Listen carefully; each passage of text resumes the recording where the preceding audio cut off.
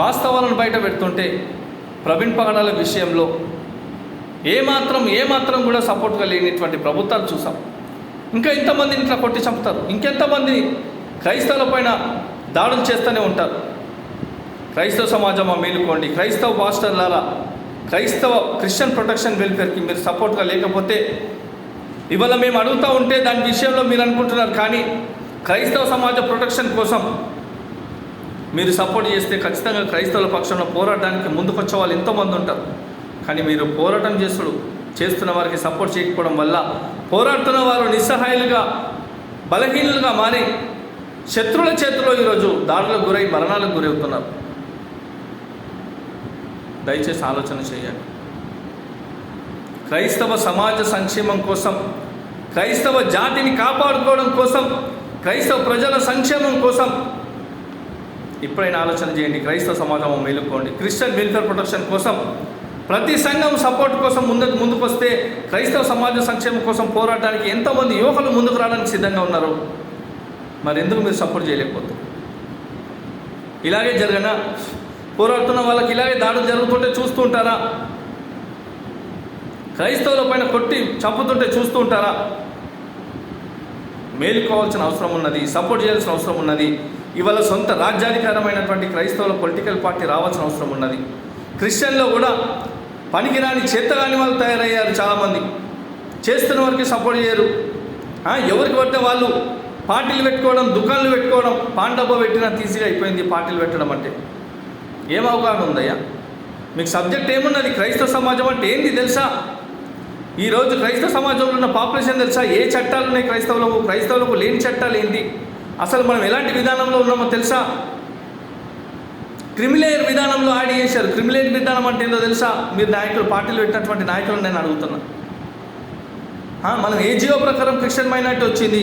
ఏ GO దేనికోసం పనిచేస్తుంది? అది ఎవరికి న్యాయం ఉంది, ఎవరికి అన్యాయం జరుగుతుందో మీకు తెలుసా? అది క్రిస్టియన్ కార్పొరేషన్ ఎందుకు వచ్చింది, ఎలా వచ్చింది, ఫైనాన్స్ కార్పొరేషన్ ఎందుకు వచ్చింది, ఎవరితో వచ్చింది, ఎందుకు వచ్చింది, ఎక్కడెక్కడ ఉంది క్రిస్టియన్ మైనారిటీ, ఎవరెవరి కోసం ఉన్నది, ఎవరికి మేలు చేస్తున్నది, ఎవరికి చేస్తలేదు, సీఎం లెవెల్లో ఇస్తున్నటువంటి పథకాలు, రాష్ట్ర ప్రభుత్వాలు ఇస్తున్న పథకాలు, దేశవ్యాప్తంగా ఇస్తున్న పథకాలు మైనార్టీలో ఎవరు క్రిస్టియన్స్కి వస్తున్నారా, ఎంతకు వస్తుంది, ఎందుకు వస్తుంది, ఎంతవరకు మనం లబ్ధి పొందాము, ఏ ఒక్క విషయమైనా తెలుసా మీరు? క్రైస్తవ నాయకులని చెప్పుకునే వాళ్ళకు పొలిటికల్ పార్టీ పెట్టగానే నాయకులు అయిపోతారా?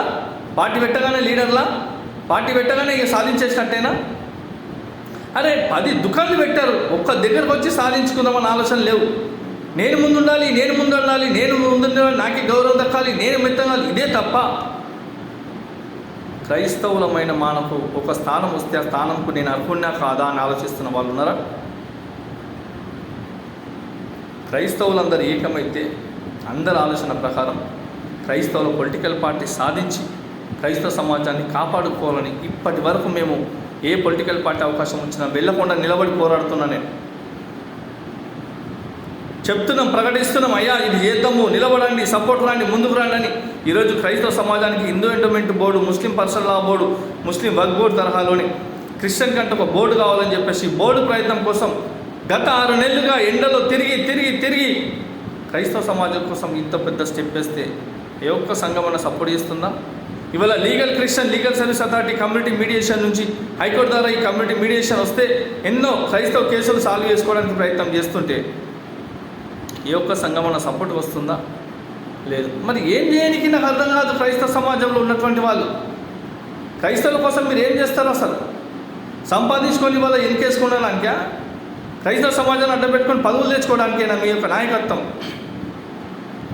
పాస్టర్లు కూడా గౌరవం మీరు కమ్యూనిటీ వెల్ఫేర్ కోసం మీ యొక్క ప్రయత్నం ఏంటి అసలు? ఆలోచించండి. ఇవాళ అభినయ్ దర్శన్ పైన జరిగిన దాడి ఇంకా రేపు ఎంతమంది వరకు జరిగేదానికి చూస్తూ ఉంటారు. ఇంకెంతమంది వైపు ఘోరమైనటువంటి పరిస్థితులు వచ్చేలాగా చూస్తారు. లేవండి, పోరాడదాం, పోరాడి సాధించుకుందాం. ప్రభుత్వాలు సమాధానం చెప్పే విధంగా పోరాటం చేద్దాం.